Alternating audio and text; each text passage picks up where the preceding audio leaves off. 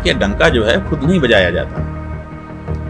डंका का नियम यह है कि वो दूसरे बजाते हैं। अगर हम अपने बारे में खुद कहें कि मैं पराक्रमी हूँ, मैं प्रतापी हूँ, मैं वीर हूँ, मैं बलवान हूँ, मैं विद्वान हूँ, मैं तोप हूँ, अगर हम खुद कहते हैं तो इसका मतलब बहुत हंसी की बात हो जाती है। जो हम संबंध बनाते हैं, उन संबंधों की परीक्षा ऐसे समय में होती है।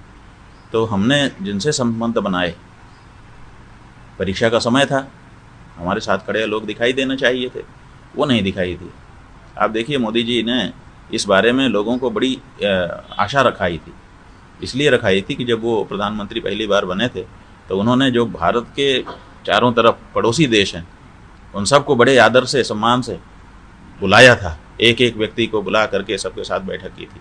ऐसा लगा था कि भारत अब अपने पड़ोसियों के साथ एक बहुत बड़ी शक्ति बन जाएगा। लेकिन 11 साल के बाद डाक के वही 3 पात, हम जहाँ अकेले खड़े थे वहीं अकेले खड़े। मालदीव जैसा देश, जो कि अलग देश केवल नाम के लिए था, भारत के साथ सदा से उसका ऐसा व्यवहार था कि लगता था कि एक ही देश है। अब मालदीव हमको आंखें दिखाने लग गया है। इससे ज़्यादा अब क्या कहा जाए। तो ऑपरेशन सिंदूर की सफलता का थोड़ा डंका पूरी दुनिया में बजा दिया। देखिए, डंका जो है खुद नहीं बजाया जाता। डंका का नियम यह है कि वो दूसरे बजाते हैं। अगर हम अपने बारे में खुद कहें कि मैं पराक्रमी हूँ, मैं प्रतापी हूँ, मैं वीर हूँ, मैं बलवान हूँ, मैं विद्वान हूँ, मैं तोप हूँ, अगर हम खुद कहते हैं तो इसका मतलब बहुत हंसी की बात हो जाती है। इसलिए डंका जो है वो खुद नहीं बजाया जाता, डंका दूसरे लोग बजाते हैं। कौन बजा रहा है बताइए? कोई बजा रहा हो तो बताइए। अमेरिका का राष्ट्रपति प्रेस कॉन्फ्रेंस में आपके लिए हंस देता है। डंका कहाँ बज रहा है? कौन आपकी प्रशंसा कर रहा है बताइए? पूरा विपक्ष तो गया था, पूरी दुनिया में बताया कि पाकिस्तान। भाई ठीक है, विपक्ष जाए, कोई क्या करेगा? देश का जो भी नागरिक है जब विदेश में जाएगा तो ढकना ही मुदना चाहेगा ना। वो तो ठीक किया, उसमें कोई खराबी नहीं है। हम भी खड़े होंगे, अभी आपसे आपसी बातचीत कर रहे हैं, घरेलू बातचीत है। लेकिन अगर कोई विदेश का आएगा, हम यही कहेंगे कि हमारा ये है। भाई क्या करेंगे? तो चाहे पक्ष हो चाहे विपक्ष हो, विदेश में जाने के बाद तो हम परायापन नहीं दिखाएंगे ना अपनी सरकार से। लेकिन जो सच्चाई है वो क्या है, वो तो हमको देखना पड़ेगा। सच्चाई ये है कि विदेश नीति में बहुत बड़ी कमजोरी आ चुकी है। तो ऑपरेशन सिंदूर सफल है, असफल है? सिंदूर जो है ना, ये शब्द रो रहा है। सिंदूर शब्द जो है इस समय रो रहा है कि क्या मेरा सम्मान था भारत में।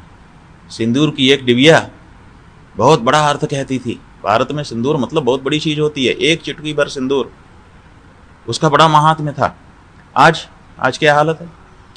सिंदूर की बात करने वाले सिंदूर का मान रखे हुए हैं। बताओ, आप सिंदूर की बात करते हो, आपने सिंदूर जिसकी मांग में भरा उसके साथ क्या व्यवहार किया है बताइए आप? क्या आपका दायित्व तो नहीं है? जब आप अपने चुनाव घोषणा पत्र में लिखते हैं कि ये मेरी पत्नी है, तो पत्नी का उसका रुतबा कैसे उससे छीन सकते हैं? क्यों वो प्रधानमंत्री जी के भवन में नहीं है जबकि उसका हक है? तो आपने उसका हक क्यों मार रखा है? उसका हक था कि वो प्रधानमंत्री आवास में रहती। आप बात ना करते, आपकी ये नहीं पट रही थी। लेकिन आपकी विधिक रूप से पत्नी तो है, तो प्रधानमंत्री की पत्नी होने का जो भी उपलब्धि है, जो भी उसका बनता है, वो उससे क्यों वंचित रह गई? आप उसको अकेला छोड़े हुए हो। इधर मुरारी बापू आए हैं, वो मानो सिंदूर कथा कह रहे हैं, सिंदूर शब्द का उपयोग कर रहे हैं। और जिसके बाग में सिंदूर भरा था, अभी 3 दिन हुआ उसको मरे। कम से कम 10 दिन रुक जाते, सिंदूर का मान रख लेते। तो जो लोग सिंदूर का मान नहीं रख पा रहे हैं, वही सिंदूर की बात कर रहे हैं, जिसके कारण सिंदूर शब्द इस समय बेचारा धराशायी है और तड़प रहा है कि ये मेरे साथ क्या हो रहा है, मैं क्या था और क्या हो जा रहा हूँ।